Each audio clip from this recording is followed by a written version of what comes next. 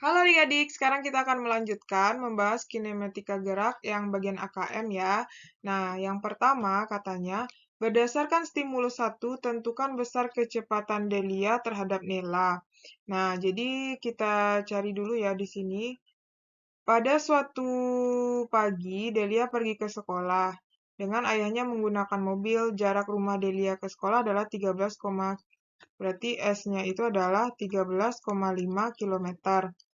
Delia berangkat dari rumah pukul 6.25. Agar tidak terlambat sampai di sekolah, ayah Delia menginjak pedal gas sehingga mobil melaju dengan kecepatan, berarti V Delia adalah 15 mph. 5 menit kemudian, Delia melewati sebuah halte dengan bertemu temannya Nela yang sedang menunggu kedatangan bus sekolah. Delia pun melambaikan tangan ke arah Nela dan menyapanya. Pada saat yang bersamaan, Delia juga melihat Ibu Siti, orang tua sahabatnya dari arah yang berlawanan. Berarti Bu Siti itu, V Bu Siti itu minus berarti ya, karena berlawanan kan. Menuju rumahnya setelah mengantarkan anaknya ke sekolah. Delia juga tersenyum ke Bu Siti sambil terus melaju ke sekolah. Berarti artinya Delia ini melihat siapa? Nela ya. Berarti Venela itu adalah 0 ya. Menurut apa namanya tuh? Ya, kan Nela itu diam kan? Diam di halte, yang bergerak itu kan Vedelia. Nah, baru kita cari yang A-nya ya. Yang A itu katanya Delia relatif terhadap Nela. Berarti V Delia itu adalah Delia kan bergerak ke depan. Berarti artinya V Delia kurang V Nela. V Delia adalah 15 dikurang 0 sama dengan 15. Kemudian Bu Siti relatif terhadap Nela. Berarti Bu Siti yang B. Yang B, Siti relatif terhadap Nela. Berarti Siti kan berlawanan tuh, minus ya. Berarti V Bu Siti itu adalah V Siti dikurang V Nela. Berarti minus 10 dikurang 0. Berarti itu min 10. Ya kan? Kemudian yang C. Delia relatif terhadap Bu Siti. Berarti V Delia relatif terhadap Bu Siti itu berarti V Delia dikurang V Siti. Nah, Delia itu kan 15 dikurang Siti itu min 10. Berarti jadinya min 25. Nah, jadi itulah masing-masing nilainya ya. Kemudian yang nomor 2 lagi kita lanjut, bagian yang A yang B-nya. Jika mobil Delia terus melaju dengan kecepatan tetap tanpa berhenti di jalan, Delia akan tiba di sekolah. Berarti yang A itu kita cari pakai rumus T sama dengan V V apa jarak ya, jarak bagi waktu, S dibagi dengan V maksudnya ya. Berarti 13,5 bagi dengan kecepatannya adalah 15. Berarti yaitu T-nya berarti 0,9 jam. 0,9 jam itu kalau kita jadikan ke detik, 0,9 kali dengan 3.600. Kali 3.600, yaitu... Nah, kita jadikan ke detik aja ya, ke menit. Nah, berarti 0,9 kali 60 berarti itu adalah 54 menit. Nah, 54 menit itu hampir 1 jam ya. Nggak mungkin dia nyampe jam 6.50. Dia berangkat jam 6.25. Setengah 8-an dia sampai itu ya. Berarti itu salah ya. Berarti harusnya T-nya itu adalah berarti jam 06. Dia berangkat 06.25. Ditambah 54. Berarti kan ini 9. Kan kayak gini ya kita buatnya. Berarti kan kita pindahin deh S nih biar berarti S sama dengan 13,5. Nah, berarti jadinya di sini kan kalau cari waktu totalnya itu adalah 06.25 ditambah 54. Berarti ini kan 9.706. Nah, kita kurangkan 60. Berarti di sini 9.0679. Kita kurangkan 60 berarti jadinya 9.1 07 lewat 19 dia nyampe seharusnya ya. Berarti itu salah. Seharusnya yang benarnya adalah jam 7 lewat 19 dia nyampe. 7 lewat 19. Berarti ini salah ya. Yang B.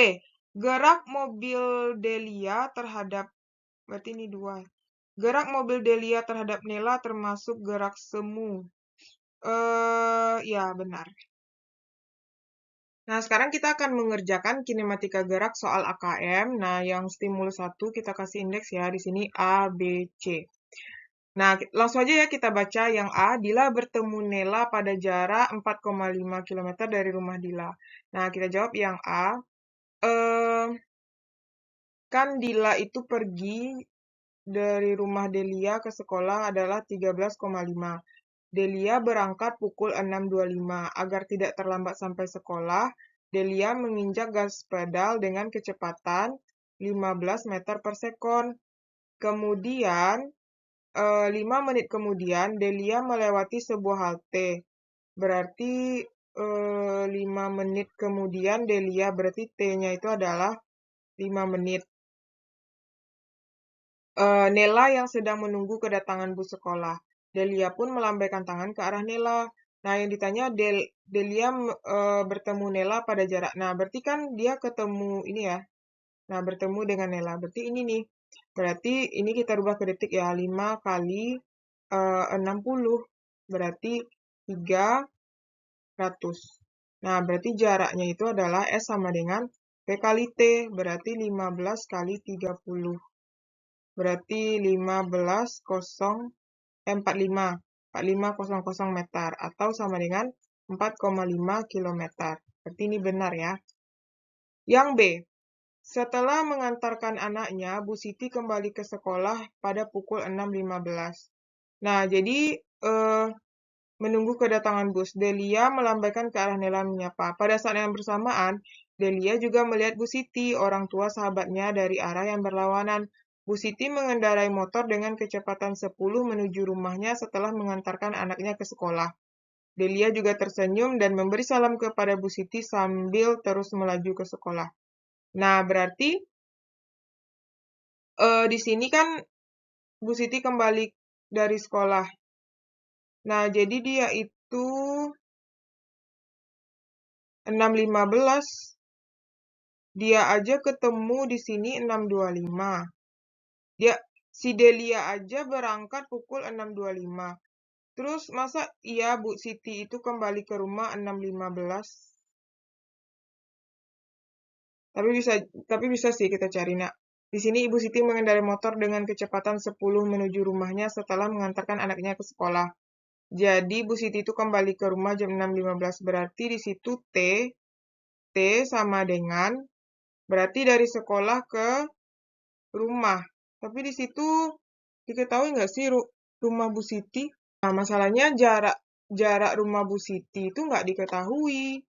Ya, jarak kan bisa tuh kita cari T-nya kan T Bu Siti ya. Tapi jarak Bu Siti nggak diketahui. Jarak rumah Bu Siti, jarak rumah Bu Siti ke sekolah nggak tahu. Berarti tuh ini nggak bisa dicari ya. Berarti ini salah. Yang C. Apabila setelah melewati halte, mobil Delia dipercepat, berarti A-nya 0,05 meter per sekon kuadrat. T-nya adalah 3 menit, berarti 3 menit itu adalah 3 kali 60, yaitu 180 detik. Nah, VT-nya itu 24, benar nggak? Nah, kita tahu V0-nya tadi berapa? 15 ya. Nah, dia dipercepat, berarti kita cari VT sama dengan V0 ditambah A kali T. V0-nya 15 ditambah 0,05 kali 180. Berarti 15 tambah 0,05 kali 180. Itu adalah 9. Nah, 15 ditambah 9, 24. Nah, ini benar ya. Jadi jawabannya benar. Kita lanjut nomor 3. Di sini berdasarkan stimulus 2, beri tanda centang ya. Nah, yang pertama, sudut elevasi yang dibentuk pesawat adalah 90 derajat. Sehingga hanya ada kecepatan arah pada sumbu X. Nah, sebenarnya pada sumbu X-nya benar. Tapi sudut yang dibentuk pada ini nggak 90 derajat juga, kan dia dijatuhkan. Kalau dijatuhkan berarti sudut yang dibentuknya adalah 0 derajat, berarti ini salah. Ya. Yang kedua, agar kotak tepat mengenai sasaran, jarak horizontal antara pesawat dengan sasaran harus memenuhi persamaan. Nah, jadi jarak itu kan S sama dengan V kali T. Nah, T-nya itu adalah akar 2H per G. Nah, berarti seharusnya V akar 2H per G. Dia H per G doang, berarti ini salah. Yang ketiga, kecepatan kotak pada arah sumbu X selalu konstan, mulai saat dijatuhkan hingga mengenai sasaran. Ya, benar. Ya, benar. Karena di Vx itu kan selalu V0 cos theta, kecepatan kotak pada V0 cos theta aja kan. Nah, next, lintasan yang dibentuk kotak adalah lintasan setengah parabola. Iya, benar. Waktu yang dibutuhkan kotak hingga sampai ke sasaran dapat diketahui dari persamaan gerak jatuh bebas. Iya, benar. Terakhir, nomor 4. Berdasarkan stimulus 2, apabila tepat sasaran jatuh kotak pada jarak mendatar adalah berarti X ya, 30 km atau sama dengan 30.000 meter. Apakah kotak dapat mengenai sasaran dengan tepat? Berarti sasarannya, benar nggak sini gitu. Nah, kita lihat di sini ya. Dia diketahui di sini hanya itu adalah 18 km. Kemudian kecepatannya adalah 1440 km per jam. Nah, berarti yang kita cari itu X-nya berapa? Apakah benar segini? Berarti itu kita gunakan X sama dengan V kali T, ya kan? V dot T aja deh kita buat V dot T. Berarti VT itu kan 2H per G, menggunakan rumus gerak jatuh bebas ya. Berarti V itu kan 1440, 2 kali 18 per 10. 18 km ya, berarti ini adalah, nah ini kan apa ya, 1440. Nah, ini nggak bisa dalam bentuk akarnya nih. 2 kali 18, terus dibagi 10. Berarti kan itu akar 3,6 ya. Akar 3,6. Berarti 1440 akar 36. Akar 3,6, sorry. Akar 3,6 itu adalah 1,897. Nah, kita kalikan dengan 1440. Itu adalah 2732,207 km. Nah, dia katanya sasarannya itu ini 30 km, ya kan? Nah, terus ini katanya 30 km tuh nggak tepat sasaran ya, jadinya tidak tepat. Jadi yang benarnya itu adalah segini. Karena kan ini 18 km, ini 140 km per jam. Terus katanya jarak mendatar sejauh 30 km, apakah ini benar gitu kan? Tunggu dulu. Apabila tepat sasaran jatuhnya kotak pada jarak... Oh, ya, dia jadi kan sasarannya tuh 30 km. Ya, benar sih. 30 km. Ternyata dengan ketinggian dan jarak segini, dia akan mencapai jarak 2732,207 km. Nah, jadi kejauhan kan berarti artinya. Jadi nggak tepat sasaran, jadinya tidak tepat sasaran dengan 30 km. Gitu. Oke?